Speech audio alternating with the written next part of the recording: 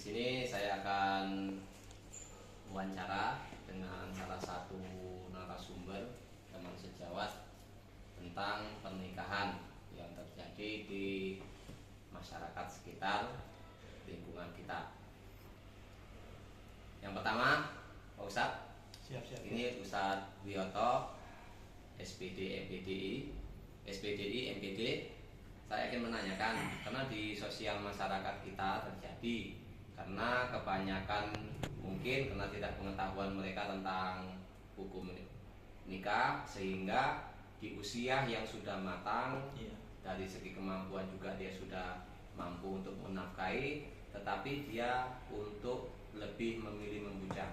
Menurut Ustadz itu bagaimana Ustadz? Ya, jadi begini Pak Yanto, dari klarifikasi hukum nikah kita kembalikan ke akar masalah terkait dengan hukum nikah itu sendiri.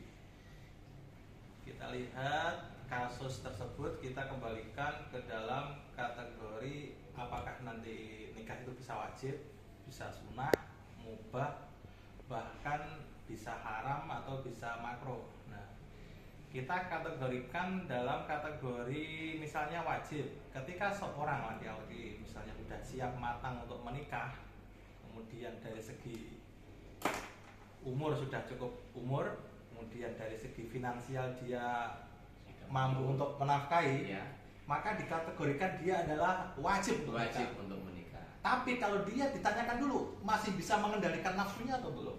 Kan dikhawatirkan kalau dia nggak bisa mengendalikan nafsunya, kemudian terjerembab dalam kemaksiatan, ya, maka hukumnya akan menjadi wajib untuk nikah.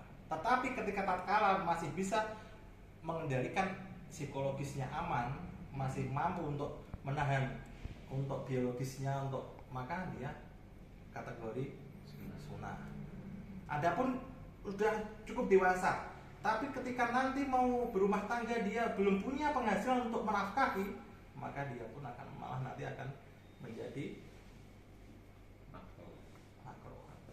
Belum cukup umur dan dia belum mampu untuk berumah tangga, belum mampu untuk menafkahi, maka malah akan terjadi dia hukumnya haram.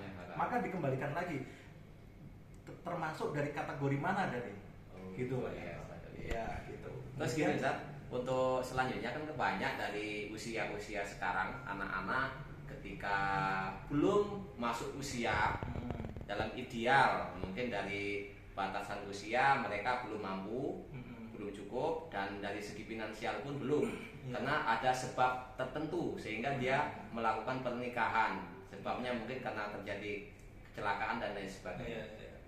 Kembalikan dulu ke laki-laki, kita hidup di koridor masalah ini, koridor keislaman. Kita punya aturan misalnya di undang-undang nikah di Kemenak gitu Pak Yanto. Untuk laki-laki 23 tahun, undang-undangnya perempuan 19 tahun minimal gitu. Kalau kemudian ini kan faktor baku untuk di catatan administrasi di kantor urusan agama. Nah, adapun nanti ada faktor-faktor X tadi, ya, maka lah itu nanti bisa dilewat solusi dari problematika ini, maka bisa diselesaikan dengan cara kekeluargaan.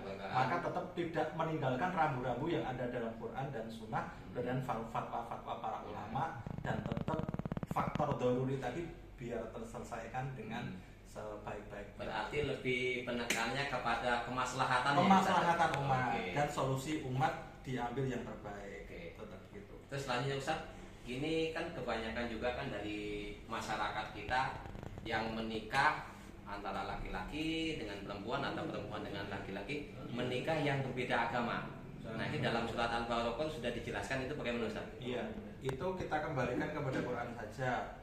Jadi ada nikah kok beda agama, ini bagaimana? Kan banyak selebritis juga kemudian yang berkembang di masyarakat. Itu bagaimana tanggapan sudut pandang Islam dalam mensikapi hal tersebut? Lagi-lagi kita kembalikan masalah hukum pada Quran dan Sunnah. Ketika Quran dulu ada nggak? Oh, ternyata ada di Quran. Terdapat dalam Quran surat Al-Baqarah ayat 221.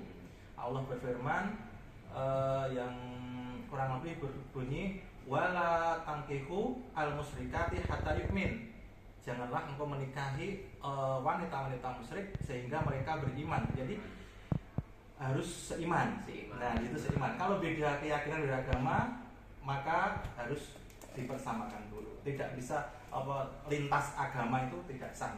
Begitu Pak Yan. Oke, terima kasih Ustaz atas paparan tentang masalah pernikahan yang terjadi di masyarakat.